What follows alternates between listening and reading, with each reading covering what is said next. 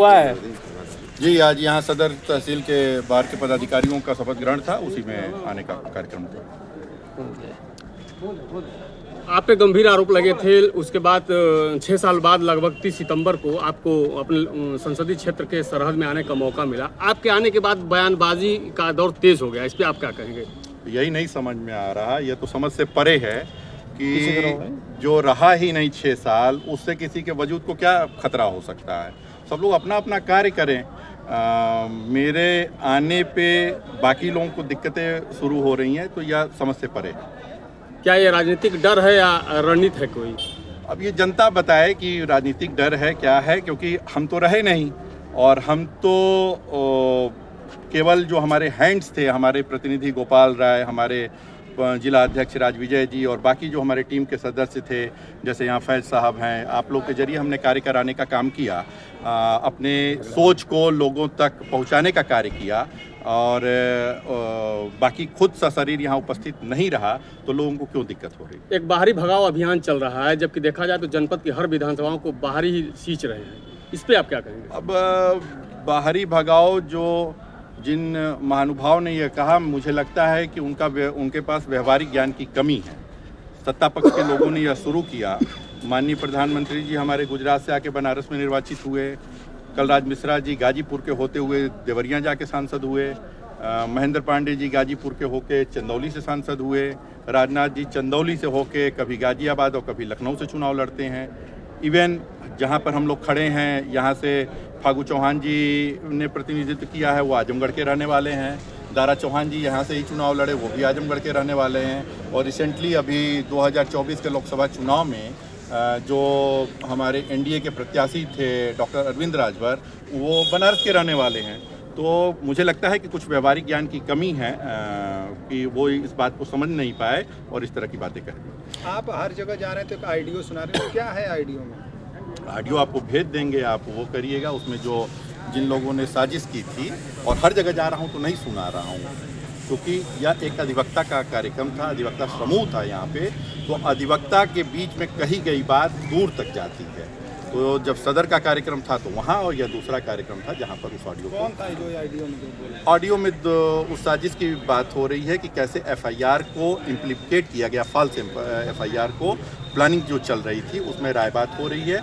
तो उसमें एक कुख्यात अपराधी था अंगद राय, सोनभद्र जेल में बंद था, और उसमें दूसरा उस मुकदमे का जो झूठा गवाह था, उन दोनों के बीच में प्लानिंग।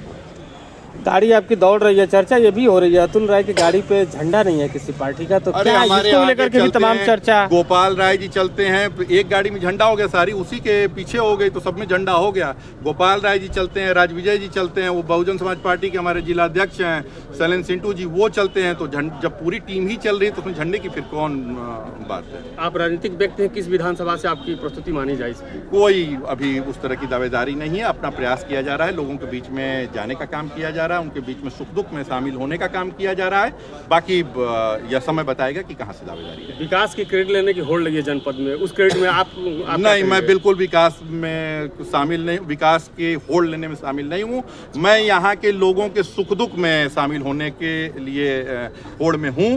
और आप बता देना, लिख कर बता देना, खोज कर बता देना, रिसर्च करके बता देना कि पूरे हिंदुस्तान में जो 17वीं लोकसभा का चुनाव हुआ था, उसमें जो सांसद निर्वाचित हुए थे, पूरे देश की बात कह रहा हूं, कि कौन ऐसा सांसद था जिसने अपनी लोकसभा के हर एक ग्राम सभा, हर एक कस्बे में, हर एक ब्लॉक में, हर एक नगर पंचायत, नगर पालिका में मेडिकल एम्बुलेंस भेजा, मोबाइल हॉस्पिटल भेजा, पैरामेडिकल स्टाफ के साथ, आईसीएमआर की जो गाइडलाइंस थी उनकी दवाओं के साथ, टेलीमेडिसिन पे 10 प्रख्यात डॉक्टरों की टीम बनाकर, और 80,000 लोगों को अपने व्यक्तिगत मद से उनको दवाइयाँ देने का काम किया और उनकी ऑक्सीजन देने का काम किया।